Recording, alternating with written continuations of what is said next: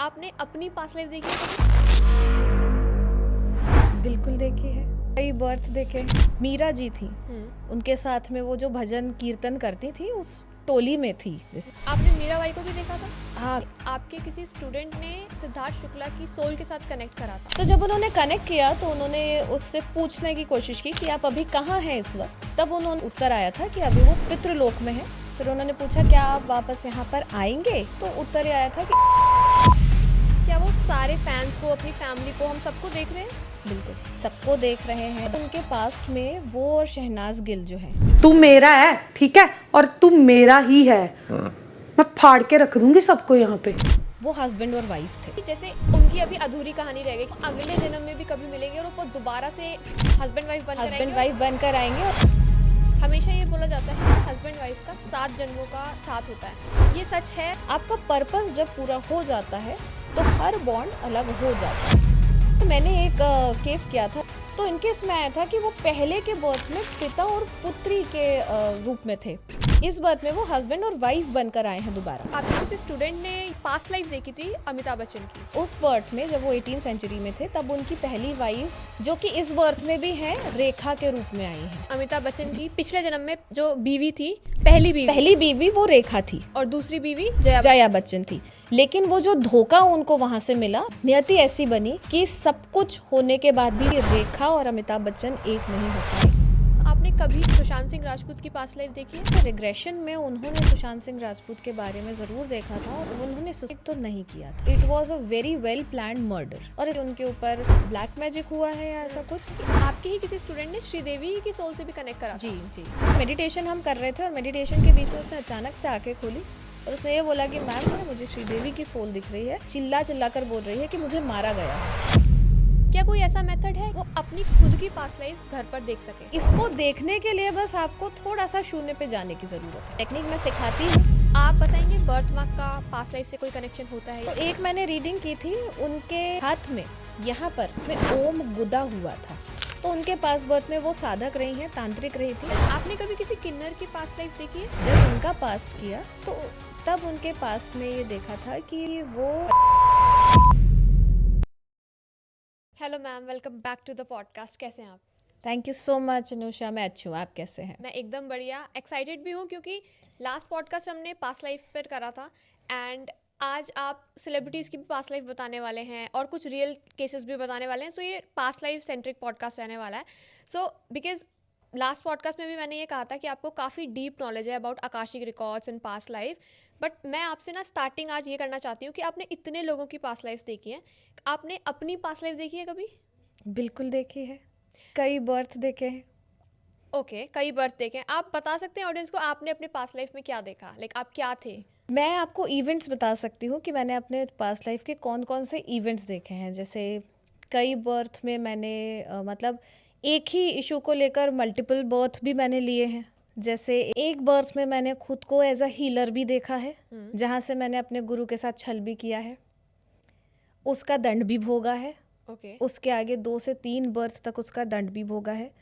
एक बर्थ में मैंने अपने आप को मैंने अपने रिग्रेशन में भी देखा था, ये मैंने अपने पास्ट लाइफ में भी देखा था, आकाशिक में भी देखा था, और ये किसी और ने मेरे आकाशिक में भी देखा था कि मैं जो मीरा जी थी, उनके जो वो भजन गाती थी, तो उसमें मैं मीराबाई नहीं थी, लेकिन मैं वहाँ पर उस वक्त उस दौर में प्रेजेंट थी। तो उस दौर से भी मैंने देखा, मैं वॉइस लेकर आई हूँ, बेसिकली वहाँ से आवाज़ लेकर आई हूँ। आपने मीराबाई को भी देखा था? हाँ, अगर मैं उनके उस दौर में थी तो बिल्कुल देखा ही होगा, बट अभी मुझे उतना तो याद नहीं है।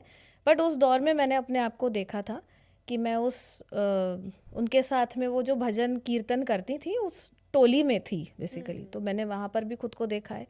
फिर एक बर्थ में ऐसा नहीं है कि सब बहुत ही अच्छे अच्छे बर्थ रहे मेरे। एक बर्थ में मैंने किसी का मर्डर भी किया है।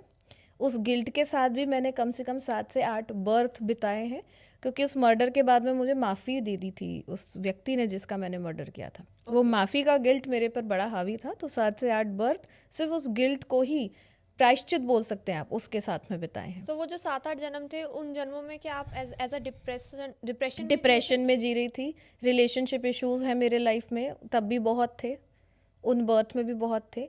लोग मुझ पे ट्रस्ट नहीं कर पाते थे, फ्रेंड्स नहीं बन पाते थे, ट्रस्ट इश्यूज था लोगों को मुझ पे, और मैं अपने आप को समझा समझा के थक गई थी कि नाउ आई हैव चेंज्ड। ये उस सोल लेवल पर तो आपको ये सारी चीज़ें याद रहती है, बट आप जो फिजिकल लेवल पर आ जाते हो तब भूल जाते हो सारी चीज़ें। ओके, ऐसे जैसे लोग बोलते हैं कि हम जो करते हैं हमें वही मिलता है। जैसे आपने बताया कि पिछले लाइफ में आपने जैसे किसी का मर्डर कराया, तो क्या उसके बाद जो आपका जन्म हुआ था उसमें ऐसा होता है कि जो जिसका मर्डर हुआ था वो आपका मर्डर करने आएगा? ऐसा कभी नहीं होता सोल लेवल पर, रिवेंज नहीं होता है, लेसन्स होते हैं। रिवेंज हम यहाँ पर आकर सीखते हैं, ये इमोशंस होते हैं ना, हेट्रेड है, रिवेंज है, द्वेष है, हम इस लेवल पर आकर सीखते हैं, वहाँ पर ये नहीं होता है। लेकिन जो मैंने किया है वो मेरी अंतरात्मा को तो पता है ना मैंने क्या किया है, तो वो मैं भोगने तो दोबारा आऊँगी, उसका प्रायश्चित करने मैं दोबारा आऊँगी। एक्चुअली हम अपने ही लेसन्स का प्रायश्चित करने के लिए आते हैं। तब हमें उस प्रायश्चित की जर्नी में कौन सा सोल है जो मुझे वो लेसन सिखाएगा कि मैंने किसी का तो घर तोड़ा होगा, किसी का हो सकता है बच्चा छीना होगा जब मैंने मर्डर किया था, हो सकता है किसी का हस्बैंड छीना, हो सकता है किसी की वाइफ छीनी हो, किसी का तो लॉस हुआ ना उस व्यक्ति के साथ में, और भी तो इमोशनली जो लॉस हुआ लोगों का हुआ, तो वो सारी चीज़ें मैं बेयर करूँगी। वो बेयर करने के लिए कौन सी सोल है जो मुझे लेसन देने के लिए आएंगी, मेरी ही अपनी सोल फैमिली से, ये डिसाइड होता है सोल वर्ल्ड में। ये नहीं होगा कि मैंने तुम्हें मारा अब मैं तुमसे बदला लूंगा, ये फिल्मों में होता है और इस रियल लाइफ में होता है। सोल लेवल पे ऐसा नहीं होता है कभी भी। सो मैम जैसे जो अभी आपका अभी का बर्थ है, इससे जस्ट पिछला बर्थ आपका क्या था? इससे जस्ट पिछला बर्थ भी मेरा एज अ हीलर ही था, मैं ऑकल्ट प्रैक्टिशनर ही थी। ओके, तो आई थिंक ये जैसे आपने बताया आप पिछले कुछ जन्मों में हीलर्स रहे हैं, लास्ट जन्म भी आपका हीलर का था, तो ये चीज़ आपके एक जैसे बोलते हैं ना कि फॉलो करते हुए आ रही हूँ मैं, हाँ, ओके हीलिंग जर्नी फॉलो करते आ रही हूँ, वॉइस लेते हुए आ रही हूँ। इस बर्थ में भी मैं सिंगर ही, जब मैं इस बर्थ में आई थी, जब मुझे ये सब इसके बारे में नॉलेज नहीं था, तो मुझे लेट 20s में एक्चुअली आकर अवेयरनेस में आई हूँ। तब तक तो मैं बिल्कुल अनअवेयर थी हर चीज़ से। तो जब मैंने गाना शुरू किया था 3 साल की उम्र से, तब मुझे सिंगर बनना था अपनी लाइफ में। तो मुझे बहुत ही फेमस सिंगर बनना था, बट तब ये नहीं पता था कि ये आवाज़ जो है ये सिंगिंग के लिए नहीं मिली है, ये किसी और चीज़ के लिए मिली है। आवाज़ तो है बट सिंगिंग नहीं, कुछ और होगा मे इसके बी थ्रू। लोगों को उनका पर्पस बताने के पर्पस बताने के लिए, काउंसलिंग्स देने के लिए, हीलिंग्स करने के लिए।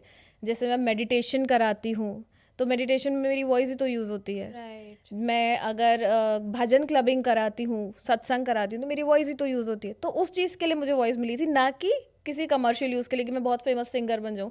ये अवेयरनेस मुझे बाद में। Right. तो ये वॉइस मैं कई जन्मों से लेकर आ रही हूँ, मतलब मल्टीपल बर्थ हो गए हैं वॉइस लेकर आ रही हूँ। और आपको सरप्राइज हो गया है जान के कि कई बार ऐसा होता है ना कि हम लिनियज से लेकर आ रहे हैं कि हमारे घर में ऐसा माहौल रहा कि हमारे दादा पर दादा कोई संगीत से जुड़े। तो मेरे घर में ऐसा कोई नहीं है, कोई सिंगर्स की फैमिली नहीं, मैं अकेली ही वॉइस लेकर आई हूँ। फर्स्ट वन है।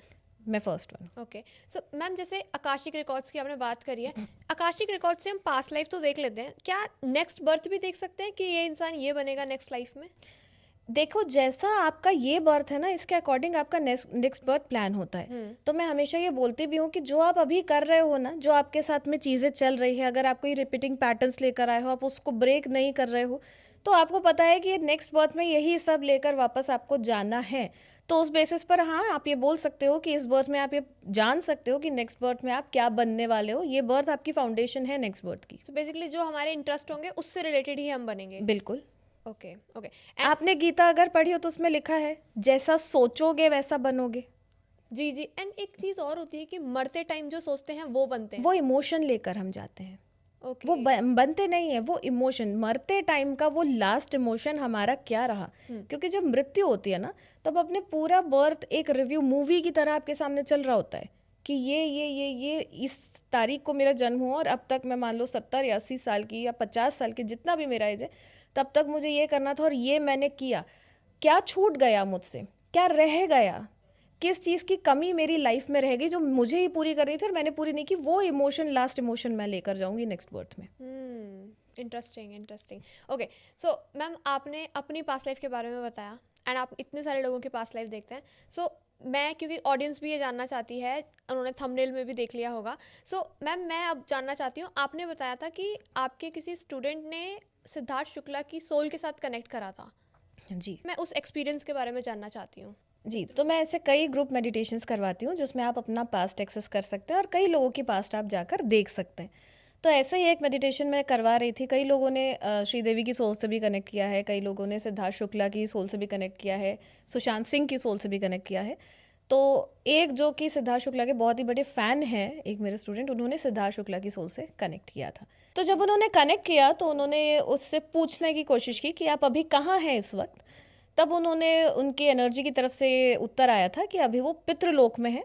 फिर उन्होंने पूछा क्या आप वापस यहाँ पर आएंगे अभी बहुत जल्दी, तो उत्तर ये आया था कि अभी नहीं, वो अपने रीबर्थ का ही वेट कर रहे हैं। अभी रीबर्थ लिया नहीं है, रीबर्थ का वेट कर रहे हैं। ओके, सो मतलब नेक्स्ट बर्थ लेने में कुछ टाइम होता है? कुछ टाइम होता है, वो रिव्यू टाइम होता है, जैसे आपके समर वेकेशंस होते हैं एक क्लास खत्म होने के बाद में, आप इसी तरीके से मान सकते हैं। सो बेसिकली अगर वो भी पितृलोक में है, क्या वो सारे फैंस को, अपनी फैमिली को, हम सबको देख रहे हैं?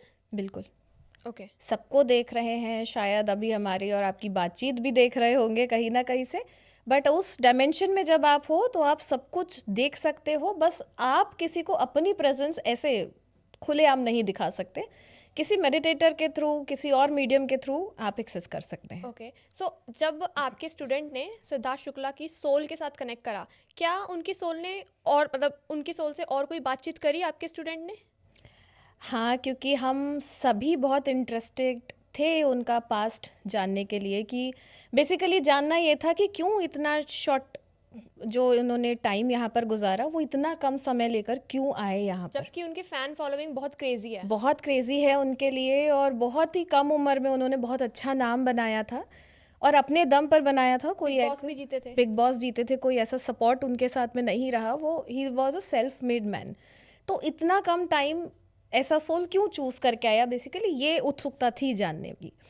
तो जब और डीप में गए इसके अलावा जब उन्होंने ये पूछा था कि मृत्यु के बाद एक्चुअली होता क्या है, क्योंकि जब आप पास्ट लाइफ की क्लासेस ले रहे होते हैं तो लोगों को ये एक बड़ा एक इंटरेस्टिंग टॉपिक लगता है कि क्या होता है आफ्टर डेथ। राइट। तो उन्होंने उसकी सोल से कनेक्ट करके जानने की कोशिश की। तो वहाँ से ये उत्तर आया था कि जब उनकी डेथ हुई, जब मृत्यु हुई, तो उनके ही जान पहचान के कुछ सोल उनको वहाँ पर रिसीव करने आए थे। कुछ फरिश्ते बोलते हैं हम, जैसे एंजल्स होते हैं, कुछ फरिश्ते होते हैं, कुछ गाइडिंग एंजल्स होते हैं, जिसमें से एक उनके पिताजी भी सोल के रूप में उनको रिसीव करने आए थे। जो इस लोक से उनको उस लोक में लेकर जा रहे थे। ओके। ये सिद्धार्थ शुक्ला की सोल ने कहा? जी। ओके, ठीक है। क्या उन्होंने थोड़ी सी आगे की जर्नी के बारे में भी बताया? क्योंकि आई एम श्योर हम सभी जानना चाहते हैं, क्योंकि ये कुछ ऐसी चीज़ें हैं जो या तो वही बता सकता है जिसने ये चीज़ एक्सपीरियंस करी है। आगे की जर्नी यही है कि जब उनको उनसे मतलब क्रॉस क्वेश्चनिंग चल रही थी, जानने की कोशिश कर रहे थे, तो क्या उसके बाद क्या हुआ, आप यहाँ से ऊपर चले गए। तो उसके बाद ये मैसेज था कि उसके बाद एक तरीके से जैसे आप मूवी देख रहे होते हो, वैसे ही आपके पूरे बर्थ का एक रिव्यू आपके सामने एज अ मूवी चल रहा होता है कि ये देखो, ये इस बर्थ में आपके इवेंट्स हुए, ये आप करने गए, ये आपने अचीव कर लिया सोल लेवल पर। तो ये जानकारी वहाँ से आई थी कि एक मूवी की तरह पूरी लाइफ उन्होंने देखी और अगले बर्थ में क्या करने जाना है, इसकी तैयारियाँ वहाँ पर हुई। तो आपके वही पाप और पुण्य का हिसाब बेसिकली वो वहाँ पर होता है। ओके, सो क्या ये चित्रगुप्त जी ने दिखाया, जैसे बोला जाता है, जो हमारे पुराणों में लिखा हुआ है, जो हमारे स्क्रिप्चर्स में लिखा गया है? चित्रगुप्त आपके अंदर ही होते हैं। चित्रगुप्त मतलब वो चित्र जो अंदर हैं, बेसिकली आपके सबकॉन्शियस माइंड में, जिन्हें हम रिकॉर्ड्स बोलते हैं, जिन्हें हम अपनी पास्ट लाइफ बोलते हैं। तो ये हमारे सबकॉन्शियस माइंड में ही सब कुछ स्टोर्ड है।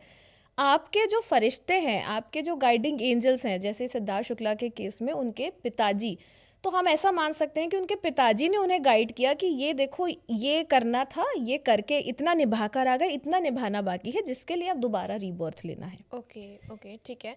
सो मैम, जैसे आपने बताया कि उन्होंने पूछा कि आप इतनी जल्दी क्यों चले गए, सिद्धार्थ शुक्ला, आप बताएंगे कि उन्होंने क्या जवाब दिया इसका?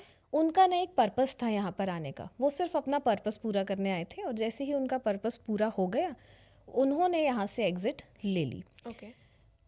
हुआ ये था कि उनके पास्ट में वो और शहनाज गिल जो है, वो हस्बैंड और वाइफ थे। अब आप इस बर्थ में भी मैच करके देखना, तो वो उनका रिश्ता ही बिना शादी कैसे लगता था, जैसे कितने कंफर्टेबल है वो एक दूसरे के साथ में, इंस्टेंट कनेक्शन दोनों का एक दूसरे के साथ में जुड़ गया।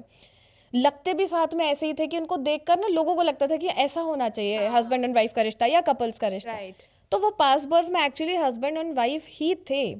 तो वो किसी पास्ट जब उन्होंने दिखाया, वो किसी गांव में किसानी करते थे, खेती करते थे, और जो उनकी वाइफ थी पास्ट बर्थ में, मतलब शहनाज गिल पास्ट बर्थ में स्कूल में टीचर थी। अब उनको हार्ट से रिलेटेड कोई बीमारी हो जाती है, और बहुत ही कम उम्र में, मतलब 40-42 की उम्र में उनको हार्ट रिलेटेड कोई बीमारी हो जाती है, उनके पास पैसे नहीं हैं इलाज कराने के लिए। तो शहनाज गिल जो उस वक्त उनकी वाइफ थी, उन्होंने क्या किया, उन्होंने अपने शादी में जो ज्वेलरी मिली थी वो सब कुछ बेचकर उनके इलाज के लिए वो पैसे जोड़ने शुरू किए, अपनी नौकरी छोड़ दी क्योंकि कोई और देखने वाला नहीं था, तो पूरा का पूरा अपना टाइम, अपनी लाइफ, अपना सब कुछ बलिदान कर दिया इनकी सेवा करने में। तो मृत्यु के वक्त ये इमोशन लेकर गए थे कि मैं, ये जो तुमने मेरे लिए किया, इस कर्ज को चुकाने मैं दोबारा आऊँगा। ओके इसलिए वो इस बर्थ में आए। शहनाज गिल से वो जैसे ही मिले, जैसे ही उन्होंने बिग बॉस में इंट्रोड्यूस कराया, उन्होंने बॉलीवुड में इंट्रोड्यूस कराया, उन्होंने उनको पूरा एक तरीके से पुश कर दिया कि अब तुम आगे बढ़ो। और जैसे ही शहनाज गिल ने अपनी लाइन पकड़ ली, सिद्धार्थ शुक्ला का पर्पस यहाँ पर कंप्लीट होता है और उनकी सोल एग्जिट ले लेती है। ओके, ठीक है ठीक है। क्योंकि बिग बॉस में देखा गया था कि और भी इतने सारे कंटेस्टेंट्स आए थे, लेकिन इन दोनों का जो कनेक्शन था ना वो एक अलग ही बन गया अलग ही था, और वो कनेक्शन था, कभी ये जानते पास्ट भी नहीं लाइफ थे। कनेक्शन था। हाँ वो एक दूसरे को जानते भी नहीं थे। इवन जो भी फैंस थे वो तो चाहते थे कि कब इनकी शादी हो। हाँ, एक्चुअली सब उनकी शादी का ही वेट कर रहे थे। हालांकि उनकी तरफ से कोई भी ऐसा ऑफिशियल स्टेटमेंट कभी नहीं आया, लेकिन सब फिर भी उनकी शादी का वेट कर रहे थे। और उनका कनेक्शन ही आपस में पहली बार मिलकर भी ऐसा ही एक तरीके से उनका हुआ ही होगा कि लव एट फर्स्ट साइट वाला, क्योंकि सोल का कनेक्शन वैसा रहा है। ओके, सो आप कह रहे हैं कि एंड पे जब वो मरने ही वाले थे ऑलमोस्ट, तब उन्होंने ये बात कही थी कि मैं कर्ज चुकाने आऊँगा। हाँ, लास्ट इमोशन वो यही लेकर गए थे कि जो त्याग, जो बलिदान उनकी वाइफ ने उस बर्थ में उनके लिए कर दिया है, वो उन्हें वापस देने, वो सब कुछ उन्हें वापस लौटाने, उनका कर्ज चुकाने वो दोबारा आएंगे। ओके, सो बेसिकली अब उनको, क्योंकि इतने बड़े एक स्टार का उनको जो है सपोर्ट मिल गया था शहनाज को, वो बॉलीवुड में आ चुकी हैं, करवा दिया हाँ, जाए। पर्पस उनका ये था कि जो भी उनका पार्टनर है उनको वो किसी तरीके से उनकी लाइफ में आगे बढ़ना सिखाएं और जाएं, क्योंकि पास्ट बर्थ में उनकी वाइफ की लाइफ रुक गई थी ना उनकी सेवा के लिए। तो उनका जो भी पार्टनर है उसको वो आगे बढ़ाएं, आगे पुश करें और उसके बाद वो एग्जिट लें यहाँ ओके, से। सो अभी भी आई थिंक उनके कुछ कर्म रह गए हैं, इसलिए वो अभी पितृलोक में है। हाँ, ओके, सो क्या वो शहनाज को अभी आगे बढ़ते हुए और देख रहे हैं एंड देन वो एग्जिट लेंगे, या फिर कुछ होता है, कुछ टाइम होता है पर्टिकुलर तब तक ऐसा कुछ टाइम नहीं है। होता ये है कि जब जो आपका काम अधूरा रह गया, अब वो काम पूरा करने के लिए जो लोग आपको सपोर्ट करेंगे, उन लोगों के साथ में आपका नेक्स्ट बर्थ अलाइन होगा ना। ओके, ठीक है ठीक है, गेटिंग। तो ऐसा भी, क्योंकि ये जो प्रेम कहानी है सिद्धार्थ शुक्ला की शहनाज गिल की, वो अभी भी अधूरी है। ओके, हम ऐसा कह सकते हैं कि जैसे उनकी अभी अधूरी कहानी रह गई, क्योंकि शहनाज के मन में भी कुछ फीलिंग्स थी, मे बी सिद्धार्थ के मन में भी थी, तो क्या वो अगले जन्म में भी कभी मिलेंगे और वो दोबारा से हस्बैंड वाइफ बनकर हस्बैंड आएंगे? वाइफ बनकर आएंगे और एक पूरा अच्छा खासा जीवन साथ में व्यतीत करेंगे, ओके ओके, ताकि उनकी जो मन की डिजायर्स थी वो कंप्लीट हो जाए। कंप्लीट हो जाए। Okay, getting. मैम यहीं से मैं एक सवाल आपसे पूछना चाहती हूँ, जैसे अभी हम हस्बैंड वाइफ की बात कर रहे हैं, हमेशा ये बोला जाता है कि हस्बैंड वाइफ का 7 जन्मों का साथ होता है। सो लाइक ये सच है, होता भी है या नहीं होता है? ऐसा नहीं होता है। जैसे आप अब इसी केस का हम उदाहरण लेकर चलें तो ये पीछे एक बर्थ की स्टोरी थी जो इस बर्थ में कंटिन्यू हुई है ना। तो जब तक आपका पर्पस एक दूसरे के साथ में पूरा नहीं हो रहा है ना, बस तब तक का साथ रहता है।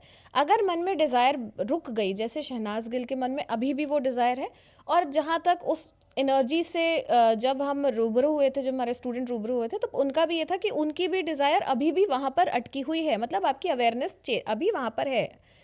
तब वो एक बर्थ पूरा ऐसा करने जाएंगे कि as a husband and wife हमने एक दूसरे को स्वीकार किया और एक बर्थ हमने अच्छे से पूरा किया। तो ये 3 बर्थ मान सकते हो आप, 7 बर्थ नहीं हुए। आपका पर्पस जब पूरा हो जाता है तो हर बॉन्ड अलग हो जाता है। ओके, सो ये मैंडेटरी नहीं है? ऐसा बिल्कुल मैंडेटरी नहीं है कि हस्बैंड वाइफ 7 जन्मों तक ही एक दूसरे के साथ आएंगे। मैंने एक पास्ट लाइफ रिग्रेशन के साथ पॉडकास्ट करा था थेरेपिस्ट के साथ, उन्होंने बताया था कि एक हस्बैंड एंड वाइफ थे, वो पिछले जन्म में भाई बहन थे। हाँ, सो ये पॉसिबल है? बिल्कुल पॉसिबल है, क्योंकि आप रिश्ता यहाँ पर आकर बना रहे हो ना। सोल का थोड़ी ना कोई रिश्ता है किसी से, वो तो एक सोल फैमिली, एक एनर्जी है, ठीक है। अब अगर मेरा, जैसे मैंने एक केस किया था, एक किसी की रीडिंग्स की थी, तो इनके इसमें आया था कि वो पहले के बर्थ में पिता और पुत्री के रूप में थे, और इस बर्थ में वो हस्बैंड एंड वाइफ बनकर पूरे आए हैं। इस बर्थ में वो हस्बैंड और वाइफ बनकर आए हैं दोबारा। अब ऐसा क्यों हुआ है?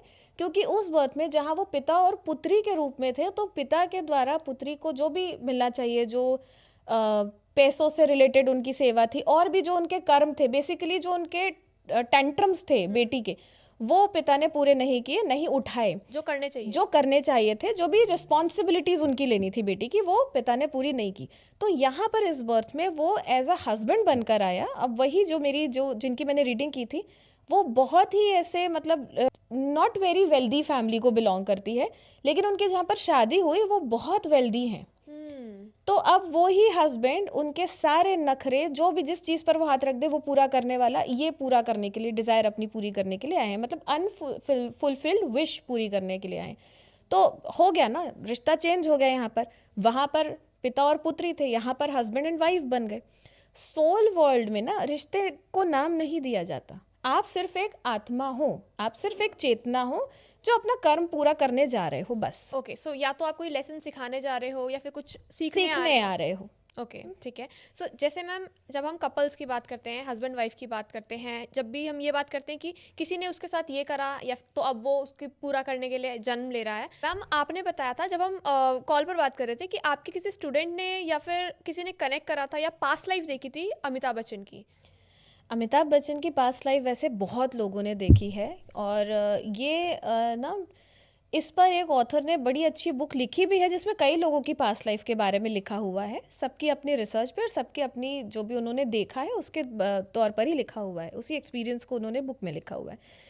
तो जब अमिताभ बच्चन की पास्ट लाइफ देखी थी तो उस बर्थ में वो 18th सेंचुरी के आसपास का टाइम था। वहाँ पर भी वो एक आर्टिस्ट ही रहे हैं।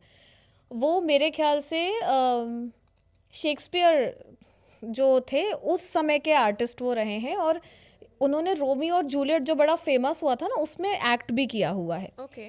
तो वहाँ से वो ये संस्कार फेमस होने का, तब भी वो बहुत फेमस आर्टिस्ट रहे, तो वहाँ से वो ये संस्कार फेमस होने का, वो उस बर्थ में भी वैसे ही थे कि वो ज़्यादा लोगों से इंटरेक्ट नहीं करते थे, उनकी लाइफ अपनी बहुत प्राइवेट होती थी। बट जब वो स्टेज पे है तो वो स्टेज पर हैं, उसके अलावा और आप किसी की तरफ ध्यान जाएगा नहीं। अभी भी वही ऑरा लेकर आए अमिताभ बच्चन। अगर वो कहीं है मूवी में, मान लो मल्टी स्टारर मूवी है और उसमें अमिताभ बच्चन है, तो आप बाकी सबको छोड़ दोगे, सिर्फ अमिताभ बच्चन पर ही आपका ध्यान जाएगा। और अभी भी देखो उनकी लाइफ आइसोलेटेड रहती है। तो अच्छा, ये वो अपनी पूरी की पूरी फैमिली यहाँ पर दोबारा लेकर आए हैं 18th सेंचुरी से, जो उनकी फैमिली थी, मतलब तब भी उनकी 2 वाइफ रही हैं, और वो यहाँ पर रिलेशंस यहाँ पर भी रिपीट हुए हैं।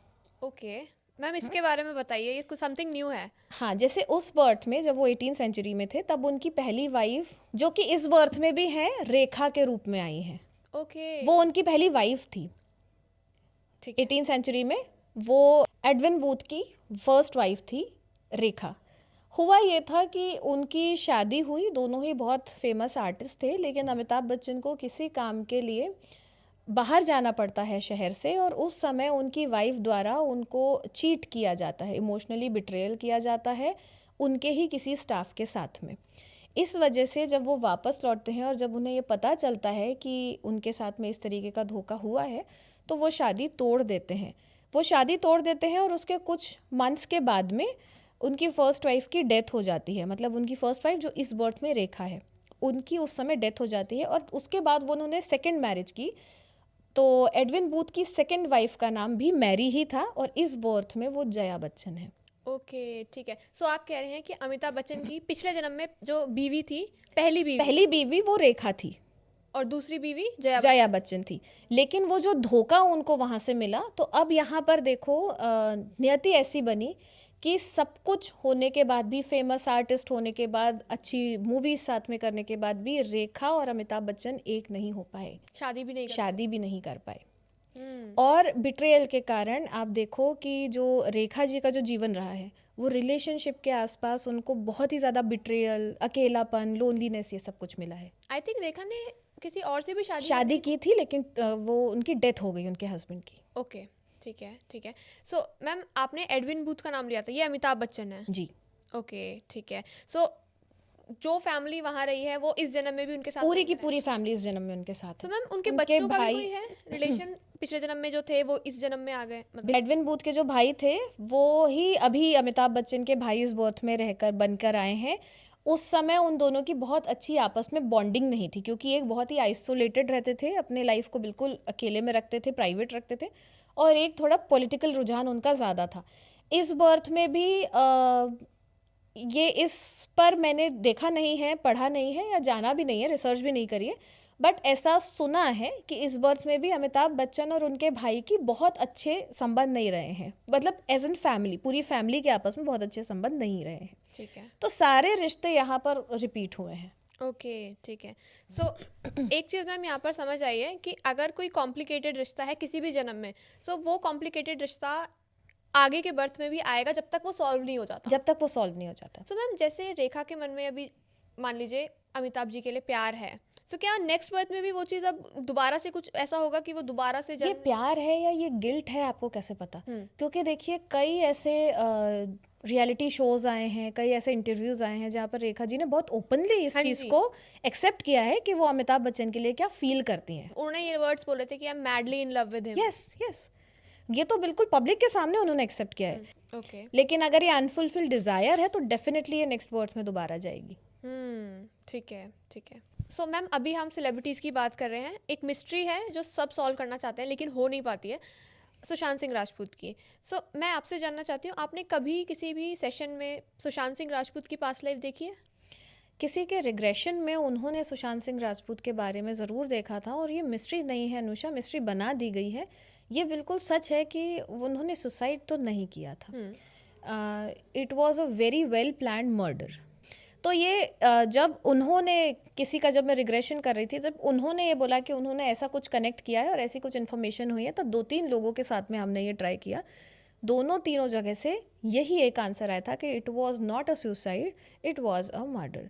और उनकी सिस्टर का उसके बाद में मैंने कई जगह पर इंटरव्यू भी सुना, उन्होंने भी ये चीज़ें बोली हैं, क्लेम की है कि उनके ऊपर ब्लैक मैजिक हुआ है या ऐसा कुछ, बट उन्होंने सुसाइड नहीं किया, क्योंकि सुसाइड करने वाली सोल वो थे ही नहीं। आप उनकी पूरी जर्नी उठाकर देखो, इतना स्ट्रॉन्ग माइंडसेट का व्यक्ति सुसाइड नहीं कर सकता, वो कर ही नहीं सकते थे वो तो।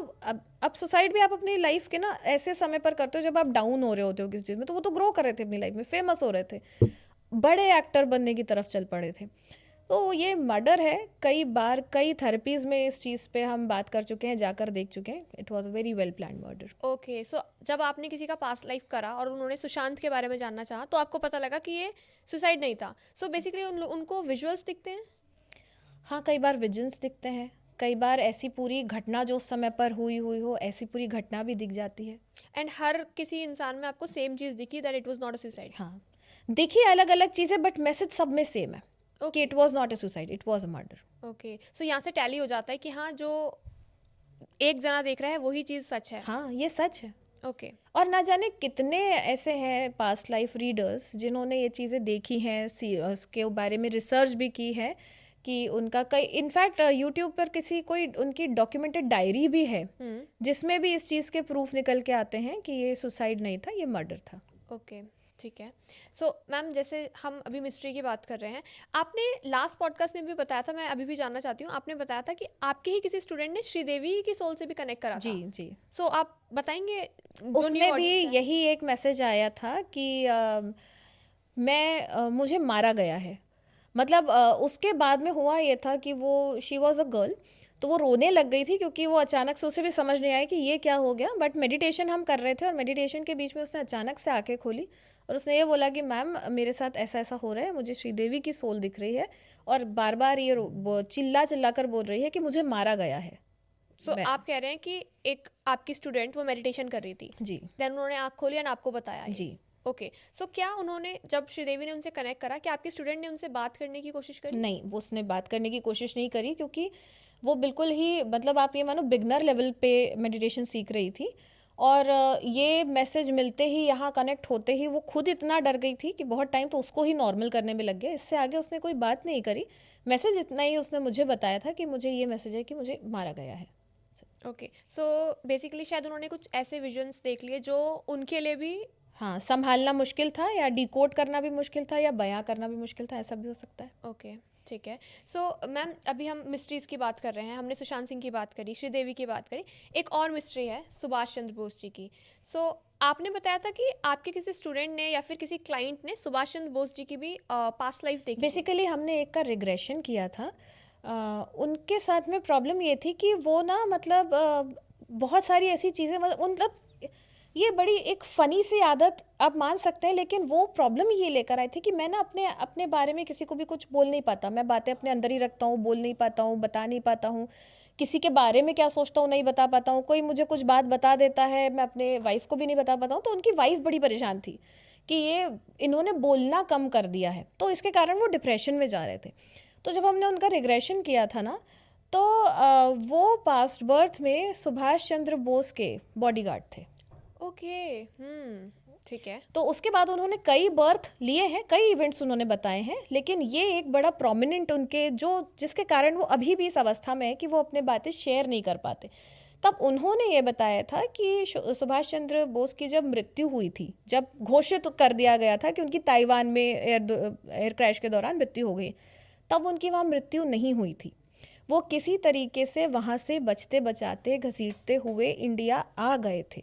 बचते बचाते? हाँ, क्योंकि आग लग गई थी प्लेन में। पायलट से लेकर तो जो लोग थे सब लोग मर चुके थे वहाँ पर, लेकिन उनकी मृत्यु नहीं हुई थी। बचते बचाते इसलिए क्योंकि ऐसा माना जाता था कि उनके पास में ऐसी हाई लेवल इन्फॉर्मेशन है जो सोवियत यूनियन है और कई तरह के देश हैं जो कैप्चर करना चाह रहे थे। बेसिकली सबने ये बोला ही था कि सुभाष चंद्र बोस अगर हमें मिलते हैं तो हमें उन्हें अपने पास में कैदी बना लेंगे, उन्हें कैप्चर कर लेंगे, क्योंकि उनके पास इन्फॉर्मेशन ऐसी। तो वो किसी तरीके से बचते हुए इंडिया आए थे और उन्होंने ये सारी जानकारी उस व्यक्ति को, अपने बॉडीगार्ड को दी थी। उसके अलावा ये सारी इन्फॉर्मेशन सिर्फ उनकी वाइफ या किसी एक दोस्त को ही पता थी और नहीं पता थी। और कई साल उसके बाद उन्होंने अज्ञातवास में काटा है। यूपी के ही किसी एक ज़िले में या किसी गांव में, मुझे नाम याद नहीं है, वहाँ पर भगवान जी नाम से एक बाबा फेमस हुए थे। वो बाबा सुभाष चंद्र बोस ही थे। ओके। गुमनामी बाबा भगवान जी, इस नाम से उन्हें जाना जाता था। इसके भी तथ्य मिले जब उनकी मृत्यु हुई थी। जो गुमनामी बाबा थे 1985 के दौरान जब उनकी मृत्यु हुई थी, तब उनके पास से सुभाष चंद्र बोस जी के वो जो ग्लासेस पहनते थे वो ग्लासेस मिले थे और कई डॉक्यूमेंट्स ऐसे मिले थे जिससे ये प्रूव हुआ था कि ये वही हैं। ओके, सो ये सब जो भी चीज़ें हुई, प्लेन क्रैश हुआ, उसमें आग लगी और वो बचकर बाहर निकले, ये सब चीज़ें उन्होंने अपने बॉडीगार्ड को बताई थी? यस। ओके, एंड वो रिग्रेशन में उन्होंने आपको बता दिया? रिग्रेशन के दौरान उन्होंने ये सारी चीज़ें हमें बताई। काफ़ी इंटरेस्टिंग है जब ऐसी चीज़ें पता लगती हैं हिस्ट्री के बारे में। आप जब अगर पास्ट में किसी के जा रहे हो ना, तो आप उसको कहीं भी भेज सकते हो कि आप पास्ट, मतलब आपने अपनी चेतना आपकी अब ट्रैवल करी, तो आपकी चेतना कहीं भी ट्रैवल कर सकती है, पास्ट में भी फ्यूचर में भी। ओके। कई ऐसे लोगों को भी मैंने देखा है जो ये क्लेम करते हैं कि हम 2030 देखकर आ गए हैं। ओह, सो क्या बताते हैं, इनको क्या दिखता है? जैसे आप 2030 देखकर आ गए हैं, तो मैंने इनके वीडियोस भी देखे हैं कई ऐसे लोगों के। हालांकि मैंने बिल्कुल आमने सामने बैठकर कभी बात तो नहीं की, वीडियोस के थ्रू ही देखा है।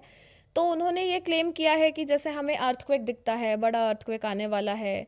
फिर हमें ये जो अभी हुआ नाइग्रा फॉल्स आपने देखा जी, जो बिल्कुल ही बर्फ बन गया, अभी इसी साल हुआ है ये। तो वो भी किसी वीडियो में मैंने देखा था कि उन्होंने क्लेम किया था कि हम 2030 जाकर आए हैं और अब ये जो बड़े बड़े जो फॉल्स हैं, जो फेमस फॉल्स है, नाइग्रा फॉल हो गया, ये बर्फ में बदल जाएंगे। काफ़ी आजकल ये चीज़ ट्रेंडिंग में है। इंस्टाग्राम पे भी मैं कुछ अकाउंट्स देखती हूँ जो क्लेम करते हैं कि हम फ्यूचर से आ रखे हैं। फ्यूचर से आ रखे, हाँ। हाँ, और ये तो आपने काफ़ी पास का बताया कि 2030 से हैं। 2075 के भी कुछ मैंने बिल्कुल अकाउंट देखे बिल्कुल। हैं। एंड वो प्रिडिक्शंस करते हैं कि देखो ये होने वाला है, ये और वो होता है। हाँ, अब इसको भी कोई अभी डिकोड नहीं कर पाया। चेतना आपकी ट्रैवल कर सकती है, कहीं भी ट्रैवल कर सकती, आपको पता होना चाहिए बस। सो इट मीन्स फ्यूचर लिखा जा चुका है, तभी उनको पता है कि फ्यूचर में क्या होगा। देखो, हम जहाँ पर बैठे हैं ना, हमें लगता है कि दुनिया यहीं तक आई है, इसके आगे भी दुनिया है, हम अभी यहाँ पर फंसे हुए हैं। अच्छा। तो अब जो आगे चला गया ना, वो आगे तक का देख कर आ गया कि इतने आगे आने वाले सालों में ये डेवलपमेंट हो गया, ये सब हो गया, टाइम मशीन हम जिसे बोलते हैं ना। बट वो हर कोई उस तरीके से आगे जा नहीं पाता है, देख नहीं पाता है। बस इसलिए हमें, अब जैसे हम बोलते हैं कि जब हम यूनिवर्स की बात करते हैं, तो आपको ये पता होगा शायद कि हमारी ही अपनी गैलेक्सी में कई बिलियन अर्थ है, लेकिन हमने देखा नहीं तो हम उसको मानेंगे नहीं। जब अगर ऐसी कोई बात भी करता है ना, तो हम उसका मजाक उड़ाते हैं कि पागल हो क्या, ये क्या बोल रहे हो। बट ये सच है। आपके यही इसी एटमॉस्फेयर में कई ऐसी तरह की चीज़ें होंगी, जीव होंगे, जंतु होंगे जो आप देख नहीं पा रहे हो लेकिन वो प्रेजेंट हैं। कई ऐसी सोल्स भी हैं जिन्हें आप देख नहीं पा रहे हो लेकिन वो हैं। तो इट डजंट मीन कि ऐसा होता है ना कि जहाँ तक हमारी आंखें जाती हैं सच वहीं हम तक वहीं है, तक मानते हैं। हम वहीं तक मानते हैं, बट इसके आगे की भी बहुत कुछ है। तो दुनिया आगे है, हम अभी हमारा जो सोल की जर्नी है ना, हमारी सोल की जर्नी अभी यहाँ पर अटकी हुई है, हम आगे नहीं गए। Right, okay ma'am. क्योंकि हम पास्ट लाइफ की बात कर रहे हैं, सो मैं अब ये जानना चाहती हूँ, क्योंकि सबको बहुत क्यूरियोसिटी होती है कि हमें जानना है कि हमारी पास्ट लाइफ क्या रही है, हम पिछले जन्म में क्या रहे हैं। क्या कोई ऐसा मेथड है कि जो इंसान, हम सब जो भी पॉडकास्ट देख रहे हैं, वो अपनी खुद की पास्ट लाइफ घर पर देख सके खुद से? बिल्कुल, आप मेडिटेशन करना स्टार्ट कर दीजिए, आप अपनी पास्ट लाइफ देख सकते हैं। देखो, पास्ट लाइफ ऐसी किसी जगह पर नहीं है जहाँ पर आपको सीढ़ियों से चढ़कर बहुत ऊपर कहीं जाना है शिला में, वहाँ पर कुछ कोई लोग आपके बुक लेकर बैठे हैं, वो आप उनसे परमिशन लोगे, खोलोगे, तब वो देखोगे, नहीं। आपके साथ आपका पास्ट, अभी तक की आपकी जर्नी जहाँ तक आ गई है सोल, वो सब कुछ आपके साथ ही रहता है, आपके सबकॉन्शियस में है। जो कॉन्शियस, सबकॉन्शियस और अनकॉन्शियस माइंड हम जिसे बोलते हैं ना, सारी मेमोरी वहाँ पर है ऑलरेडी। इसको देखने के लिए बस आपको थोड़ा सा शून्य पे जाने की ज़रूरत है। सो आप कोई टेक्निक बता सकते हैं? टेक्निक मैं सिखाती हूँ, ओके अगर किसी को सीखना है तो वो कई लोग सीखते हैं, कई लोग देखते हैं। ओके, सो आप, आपसे कोई कांटेक्ट करेगा, वो पास्ट लाइफ सीख सकता है देखना? बिल्कुल सीख सकते हैं, ओके, ठीक है। बेसिकली उनको मेडिटेशन के थ्रू ही सिखाया जाता है? मेडिटेशन के थ्रू ही होता है। Okay, so ma'am, past life से एक इंटरेस्टिंग सवाल और आता है कि अगर किसी के इस जन्म में कोई बर्थ मार्क है, सो लोग बोलते हैं कि इसका ना पिछले जन्म से कोई कनेक्शन होता है, क्योंकि एक इंसान है, वो बहुत फेमस है पास्ट लाइफ के लिए, टीटू सिंह, अगर आपको पता हो। सो उनको ना पिछले जन्म में यहाँ पर गोली लगी थी, क्योंकि उनका मर्डर करा गया था। इस जन्म में उनके इधर ही निशान है एक। सो आप बताएंगे बर्थ मार्क का पास्ट लाइफ से कोई कनेक्शन होता है या नहीं? ऐसा कई बार ऐसा सत्य है, ये सत्य है, सच में ऐसा होता है कि आपके जो बर्थ मार्क होते हैं ना, वो पास्ट लाइफ से कनेक्टेड होते हैं। ऐसे मैंने कई तरह के केसेस देखे भी हैं, ऐसे लोगों की रीडिंग की भी है, और उनमें से एक की रीडिंग मैं 2-3 आपको केसेस बताती हूँ, केस स्टडी बताती हूँ, उससे ज़्यादा बेहतर समझ में आएगा। तो एक मैंने रीडिंग की थी, उनके हाथ में यहाँ पर, अब ये थोड़ा सा सुनने में ऐसा लगेगा कि मैं कुछ ज़्यादा बोल रही हूँ, बट ये सच है, उनके हाथ में ओम गुदा हुआ था बचपन से ही? बचपन से ही, और वो इस चीज़ को लेकर बहुत परेशान थे कि ऐसा क्यों बना हुआ है मेरे हाथ में। जब उनकी रीडिंग की तो पता चला पास्ट बर्थ में वो शिव की साधक रही हैं और तांत्रिक रही हैं, और वहाँ से उन्होंने महादेव से कनेक्ट करने के लिए यहाँ पर ओम, उस समय अग्नि से, तीर और अग्नि से यहाँ पर खुद ही बनाया था। वो दाग अभी भी मसल्स का एक दाग है जो उनके ऊपर बिल्कुल प्रॉपर ओम दिखता है, अभी भी दिखता है, वैसा ही वो एज इट इज़ लेकर आई थी। तो उनके पास बर्थ में वो साधक रही हैं, तांत्रिक रही थी, उन्होंने महादेव की साधना की थी और कई तप किए थे, अज्ञातवास में, अज्ञातवासी सन्यासी के तौर पर उन्होंने अपना जीवन जिया था। यहाँ पर भी वो ऐसा ही, उनको शादी नहीं करनी थी, उन्हें संन्यास लेना था, लेकिन यहाँ पर क्योंकि वो शादी का कर्म उनका अधूरा रह गया था, तो उनकी शादी भी हुई, बच्चे भी हुए, जिन्हें वो एक्सेप्ट नहीं कर पा रही थी। फैमिली के थ्रू जो फैमिली के थ्रू जो प्रेशर आता है, वो सोसाइटी प्रेशर था, उनको करना ही पड़ा, क्योंकि सोल के लेवल पर ये लेसन लर्न करना उनको ज़रूरी था। तो यहाँ पर उनकी शादी हुई, उनके बच्चे हुए, फिर भी वो उनसे कनेक्ट नहीं कर पा रही थी, और ये ओम का जो निशान था, इसको लेकर वो परेशान थी, यही जानने वो आई थी। सो अभी भी वो शिव भक्त हैं अभी भी वो शिव भक्त हैं, और अभी भी वो साधना ही करना चाहती हैं, अभी भी वो सन्यासी ही के रूप में ही अपना जीवन व्यतीत करना चाहती हैं। उनकी एज क्या होगी? ज़्यादा नहीं होगी, 46-47। ओके, ठीक है। सो आप कह रहे हैं कि हाँ, बर्थ मार्क जो हम लेकर आए हैं वो पिछले जन्म से कनेक्टेड हैं? पिछले जन्म से कनेक्टेड है। मैम, कोई और इसके अलावा भी केस बताएंगे? ओके, मैं आपको एक और केस स्टडी बताती हूँ। एक लेडी ही आई थी मेरे पास, उनको ना गले से लेकर यहाँ पर बर्न मार्क है, ठीक है। बाय बर्थ हुआ है, गले से पूरा चेस्ट तक बर्न मार्क है। अब अच्छा, और सबसे अच्छी बात है कि उन्हें कोई प्रॉब्लम नहीं है कि यहाँ पर नेक में हमें थोड़ा सा भी जल जाता है तो हमें बोला कि हम छुपा लें लोगों से ना, वो बड़ी ग्रेसफुली उसको कैरी कर रही थी। तो वो पास्ट लाइफ के लिए आई थी, आकाशिक के लिए आई थी। जब हमने उनका पास्ट लाइफ देखा तो ये देखा कि उनके पास्ट बर्थ में उनके पेरेंट्स के बीच में आपसी मतभेद बहुत ज़्यादा थे, और पिताजी जो थे वो मदर को बहुत मारते पीटते थे। तो ऐसा ही एक इंसिडेंस हुआ, बहुत ज़्यादा गुस्सा बढ़ गया, फैमिली में अग्रेशन बढ़ गया, पिताजी ने घर में आग लगा दी, और उस वक्त वो और उनकी मदर उस घर में मौजूद थे। तो अपनी मम्मी को बचाते हुए वो भी जल गई, जिसके कारण वो बर्न मार्क यहाँ पर लेकर आ गई। इस बर्थ में भी उनका अपनी मदर के साथ में बॉन्ड ही ऐसा था कि मतलब मेरी मम्मी को कुछ बोलो तो सामने मैं खड़ी हूँ, वो किसी से भी लड़ जाए। पापा के साथ संबंध बहुत खराब, और वो ग्रेसफुली अपने इसको कैरी करती हैं, तो वो उन्हें लगता है कि ये मैंने ना कुछ जंग जीती है, उसका ये सिंबल है, सिंबल ऑफ विक्ट्री। एक्चुअली उन्होंने जंग ही जीती थी, वहाँ से अपनी मम्मी को बचा लिया था उन्होंने, अपनी माँ को, और बचाते हुए वो जल गई थी और उनकी मृत्यु हो गई थी। ओके। और वो लास्ट इमोशन अपनी मम्मी के साथ में जो भेदभाव हुआ, उनकी अग्नि में जो डेथ हुई और जो उन्होंने उनको बचा लिया, वो संतुष्टि के साथ वो यहाँ पर आई थी। ओके, ठीक है। सो जैसे हम जब बर्थ मार्क्स की बात करते हैं, तो क्या हर बर्थ मार्क का कनेक्शन होता ही होता है पास्ट लाइफ? ऐसा ज़रूरी नहीं है, हर बर्थ मार्क का कनेक्शन नहीं होता है, कुछ बर्थ मार्क का होता है। बट ठीक है। सो मैम, मोल्स का कनेक्शन होता है पास्ट लाइफ से? हाँ, जैसे कुछ बर्थ मार्क का होता है, वैसे ही कुछ मोल्स का कनेक्शन भी होता है। जैसे मैंने किसी की रीडिंग की थी, उनके शोल्डर पे बहुत ही बड़ा मतलब छोटे छोटे मोल्स हो तो समझ आता है, उनके इसमें बड़ा एक मोल कंधे पर था, शोल्डर पर था।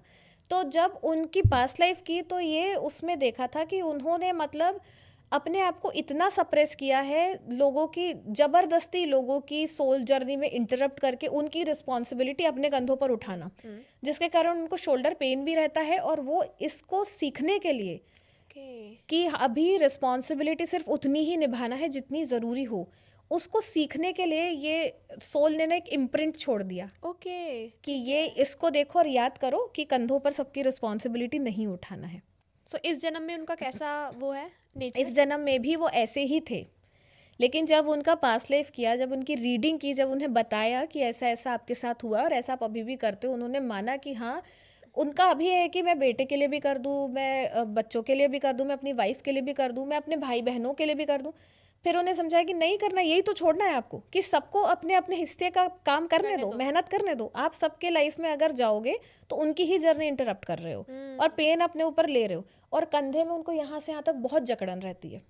सो पास्ट लाइफ करने के बाद उनको क्या रिलीफ मिला जब उनको पता बहुत लग गया? रिलीफ, उन्होंने अपने एक्शंस चेंज किए, उनको समझ आया कि कहाँ उनका कर्म जुड़ा हुआ है, उन्हें ये समझ आया कि एक्चुअली वो जो कर रहे हैं उसके कारण उनके बच्चे अपनी लाइफ में कुछ अचीव नहीं कर रहे हैं, वो वहीं रुक गए क्योंकि वो डिपेंडेंट हो गए, पापा तो कर रहे हैं। सो उनके जो पेन होता था उसमें भी फर्क पड़ा? उसमें भी फर्क पड़ा, हाँ। ओके। आपको पता है आपकी बॉडी का हर एक पेन, हर एक बीमारी कहीं ना कहीं आपकी इमोशनल, एक तरीके से कहीं ना कहीं आपके इमोशंस हैं जो स्टक हो गए हैं बॉडी में। आप इसके बारे में बताएंगे समथिंग? इसके मैं पहली बार सुन रही हूँ ये। जैसे अगर आपको बार बार गट इश्यूज होते हैं, है ना, आपका गट वीक है, आपको डाइजेशन रिलेटेड प्रॉब्लम होती है, ऐसे लोगों को जनरली सर्वाइवल इश्यूज होते हैं, खुद पे कॉन्फिडेंस नहीं रहता है, हमेशा गिल्ट में रहते हैं। तो वो जो ये जो इमोशन है ना, गिल्ट का, सर्वाइवल का, खुद पे कॉन्फिडेंस ना होने का कि पता नहीं मैं कुछ सही कर रहा हूँ या नहीं कर रहा हूँ, हमेशा लोगों को प्लीज़ करना, ऐसे लोगों के जनरली गट इश्यूज होते हैं क्योंकि कॉन्फिडेंस की कमी आती। तो इमोशंस थे ना, कॉन्फिडेंस की कमी है और सर्वाइवल इशू है, पीपल प्लीजिंग नेचर है, गट में इशू हो गया। जिनको बहुत ज़्यादा गुस्सा, अग्रेशन का प्रॉब्लम होता है या फिर बहुत ज़्यादा चुप रहना, दोनों, क्योंकि दोनों ही तरीके के आप एक तरीके से ये इमोशंस ही हैं जो आप रिलीज कर रहे हो। अगर आप नहीं बोल रहे हो तो भी कहीं ना कहीं, छोड़ो इसको काट दो, दूसरा बोलती हूँ। अच्छा, हाँ, ठीक। जिनको बहुत ज़्यादा गुस्से की प्रॉब्लम होती है ना, उनका देखना लिवर कहीं ना कहीं गड़बड़ होता है। अच्छा। यस। जो अपना, कई लोग, मतलब मैं कई लोगों की रीडिंग कर चुकी हूँ जिनके साथ में आया है कि आप बोल नहीं पाते हैं, वॉइस सप्रेशन रहता है। तो जो बोल नहीं पाते हैं, अपने लिए नहीं बोल पाते, अपने हक के लिए नहीं बोल पाते हैं, उनको थायराइड होता है, हार्मोनल इश्यूज होते हैं। ठीक है, ओके। सो ये सब इमोशन से जुड़े हुए हैं? ये सब इमोशन से जुड़े हुए हैं। इनफैक्ट मैंने एक की रीडिंग की थी जिसकी बचपन से, अब ये बहुत इंटरेस्टिंग है, जिसको बचपन से ना उसके बोन मतलब बहुत वीक है, कि हम जैसे चलते फिरते कहीं टकरा जाए तो हम नॉर्मल हो जाते हैं ना थोड़ी देर में, बट अगर वो टकरा जाए तो उसकी हड्डी टूट जाएगी। तो इतनी उसकी बोन डेंसिटी, मसल्स बहुत वीक है, बोन बहुत वीक है, हमेशा थका हुआ महसूस करना।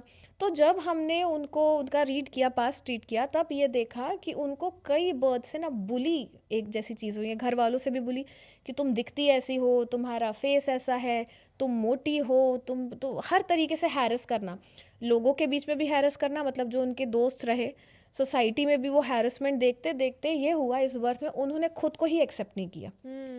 तो उन्हें अपनी बॉडी में ही कंफर्टेबल फील नहीं होता है, जिसके कारण बॉडी वही रिएक्शन दे रही है सामने से पलटकर कि अब बॉडी उनको सपोर्ट ही नहीं कर रही, मसल सपोर्ट नहीं कर रहे, बोन सपोर्ट नहीं कर रही। अब जब हमने उनकी रीडिंग की और उनको बताया कि ये इमोशन आप लेकर आए हो, तो उन्होंने माना इस बर्थ में भी उन्होंने 3rd या 4th क्लास से ये बुली वाला जो एक सिचुएशन उनके साथ में बना, और उसके बाद से वो डिप्रेशन में चली गई। अब धीरे धीरे उससे रिकवर कर रही हैं। Okay okay. जब मैम हम इमोशंस की बात करते हैं, बुली वाली बात करते हैं, सो एक मैं आपसे जानना चाहती हूँ, इंडिया में किन्नर जो होते हैं उनको काफ़ी बुली करा जाता है, उनका मजाक बनाया जाता है, इंस्टाग्राम पे भी, रियल लाइफ में भी। आपने कभी किसी किन्नर की पास्ट लाइफ देखी है? आपने हर बार सुना होगा, हमारे घर के बड़े बुजुर्गों ने हमेशा बोला है कि बेटा इनकी बद्दुआएं मत लेना, इनसे दुआएं लेना। हाँ। सुना है ना? हाँ, मैंने किसी की पास्ट लाइफ देखी है। तो और वो ट्रांसजेंडर ही थे जिनकी पास्ट लाइफ मैंने देखी थी। वही फैमिली से एक्सेप्टेंस नहीं मिला इस बर्थ में, खुद अपने आप को एक्सेप्ट नहीं कर रहे थे और डिप्रेशन में थे कि ऐसा क्यों हूँ मैं, क्यों मतलब नॉर्मल नहीं हूँ। ऑल्दो मैं ये बोलूँगी कि हर कोई नॉर्मल ही है, आप हर तरीके की सिचुएशन में सिर्फ सीखने आते हो, राइट। ठीक है। फिर भी जब उनका पास्ट किया तो तब उनके पास्ट में ये देखा था कि वो एक ऐसी सोल थे जो अपनी फादर से भी हर चीज़ पर आर्ग्यू करते थे कि मतलब जैसे नहीं मानना, आपने कुछ बोला बट मुझे नहीं मानना। एक तरीके से जो ब्रैट होता है ना बच्चा, कि आप कुछ भी कर लो, अच्छा कर लो, सर काट लो, लेकिन मैं नहीं मानूंगा, मैं वही करूँगा जो मुझे करना हो। ऐसा करते करते उनको एक साल में, मतलब 30 से 35 साल की जब उम्र उनकी होती है, तब उनको रियलाइज़ होता है कि मैं कुछ गलत कर रहा हूँ और मैं गुरु के पास जाऊँगा दीक्षा लेने या सीखने, मैं त्याग सीखूँगा। तो लेकिन बेसिक जो इमोशन था वो उनका ईगो का इमोशन था, वो अपने आप को सबसे ऊपर रखने का एक नेचर था, उनका पैटर्न था।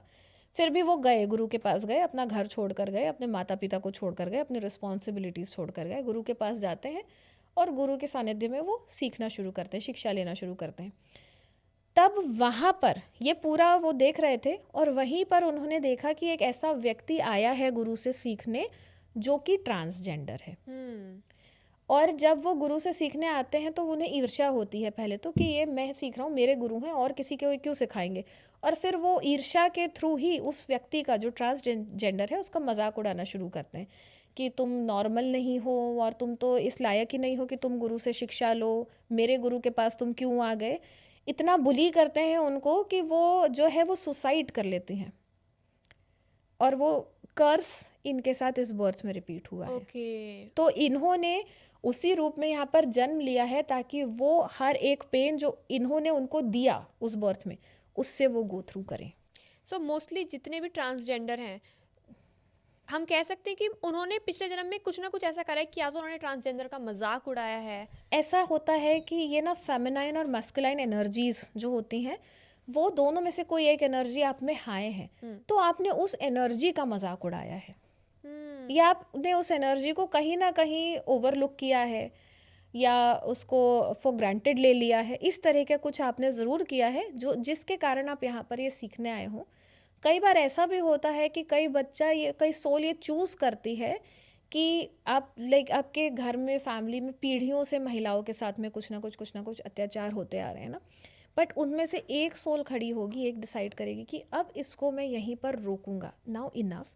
और वो एक बर्थ चूज़ करके आएगा जिसमें वो ट्रांसजेंडर के रूप में अपना बर्थ चूज़ करेगा कि अब आप वही मान सम्मान आपके घर की औरतों को आपको देना पड़ेगा, मुझे एक्सेप्ट करके, क्योंकि मैं मेल हूँ लेकिन मुझ में फेमिनाइन एनर्जी ज़्यादा है, तो मुझे एक्सेप्ट करके इस घर की महिलाओं को उतना मान सम्मान देना पड़ेगा, बेसिकली एक सैक्रिफाइस जैसा। ओके। तो कई बार ऐसा भी होता है। ओके मैम, जो आपने स्टोरी बताई, इससे एक चीज़ पता लगती है कि पिछले जन्म में आप जो करोगे वो आपको भुगतने के लिए, भले वो लेसन के थ्रू या आना पड़ेगा। जैसे कि उन्होंने मजाक उड़ाया तो यहाँ पे आज उनका मजाक बनता है। आपने किसी से 1 रुपए भी ले लिया है गलत तरीके से, वो चुकाने भी आपको आना पड़ेगा। ओके मैम, यहीं से मैं एक चीज़ और पूछना चाहती हूँ, क्या इस जन्म में किसी इंसान को कोई बीमारी है, क्या वो भी पास्ट लाइफ के थ्रू आती है?